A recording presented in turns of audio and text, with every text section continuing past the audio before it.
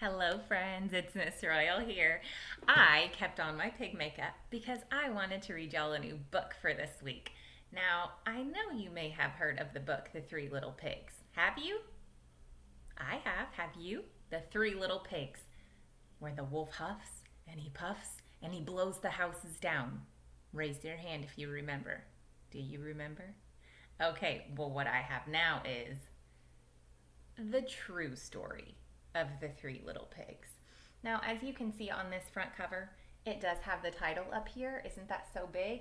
It has the author and illustrator down here at the bottom, and it has a picture of who do you think that is? That's right. That's the wolf. The big bad wolf, right? I mean, that's how I know the story. What about you? I think it's time we find out the true story of the Three Little Pigs. Now, as I look at the front cover, I can see that this wolf is wearing glasses, a suit, and a bow tie.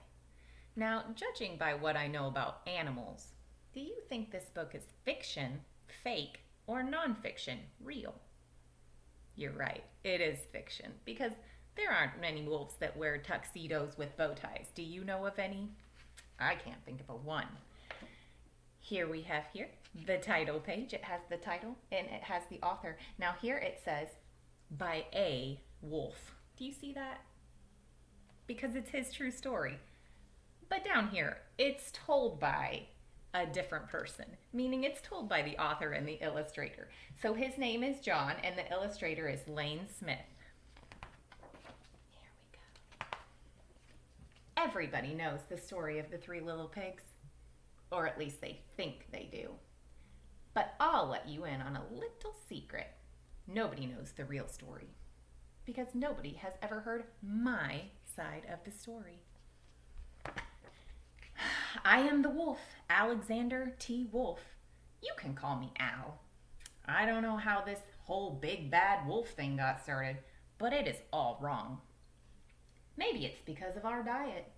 Hey, it's not my fault wolves eat cute little animals like bunnies and sheep and pig.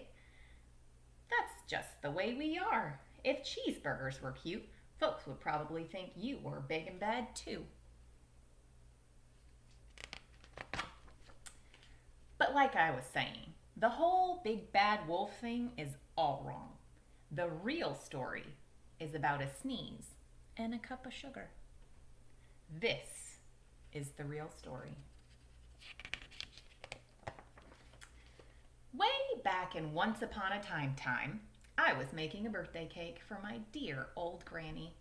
I had a terrible sneezing cold. I ran out of sugar.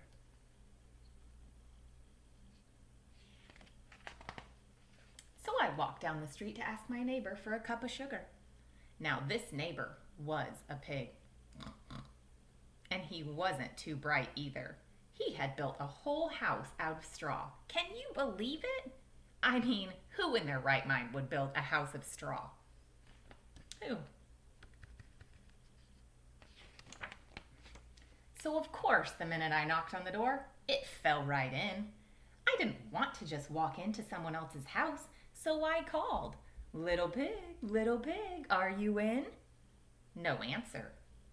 I was just about to go home without a cup of sugar for my dear old granny's birthday cake.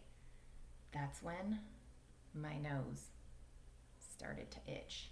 I felt a sneeze coming on. Well, I huffed and I snuffed and I sneezed a great sneeze.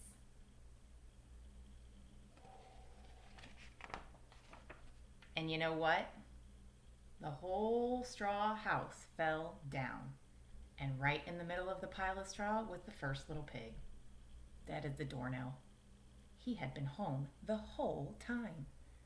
It seemed like a shame to leave a perfectly good ham dinner lying there in the straw, so I ate it up. Think of it as a big cheeseburger, just lying there.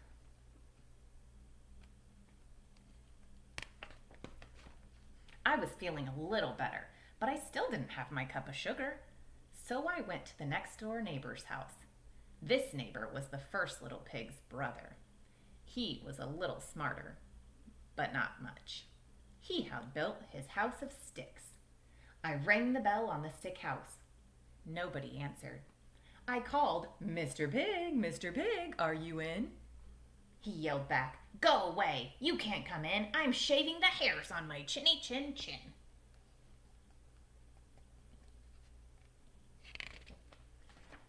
I had just grabbed the doorknob when I felt another sneeze coming on. I huffed and I snuffed and I tried to cover my mouth, but I sneezed a great sneeze. And you're not going to believe it, but this guy's house just fell down just like his brother's. When the dust cleared, there was the second little pig, dead as a doornail. Wolf's honor.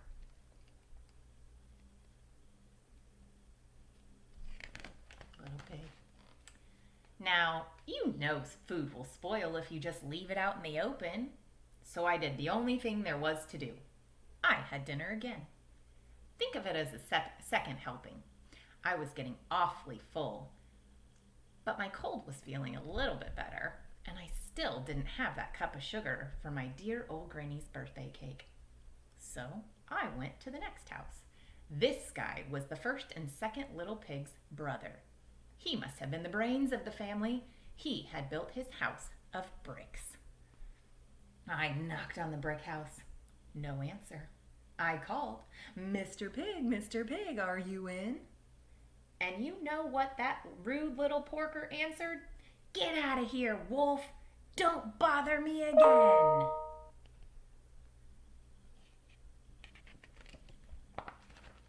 Talk about impolite. He probably had a whole sack full of sugar, and he wouldn't give me even one little cup for my dear sweet old granny's birthday cake. What a pig! I was just about to go home and maybe make a nice birthday card instead of a cake when I felt my cold coming on. I huffed and I snuffed and I sneezed once again. Then the third little pig yelled, And your old granny can sit on a pin. Uh-oh, he doesn't look very happy, does he? Now, I'm usually a pretty calm fellow, but when somebody talks about my granny like that, I go a little crazy. When the cops drove up, of course I was trying to break down the pig's door, and the whole time I was huffing and puffing and sneezing and making a real scene.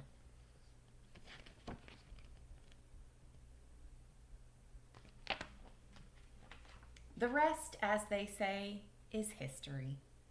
The news reporters found out about the two pigs I had for dinner. They figured a sick guy going to borrow a cup of sugar didn't sound very exciting. So they jazzed up the story with a little of that huff and puff and blow your house down. And they made me the big bad wolf. That's it. That's the real story. I was framed.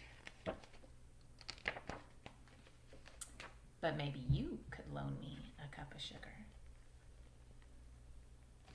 The end.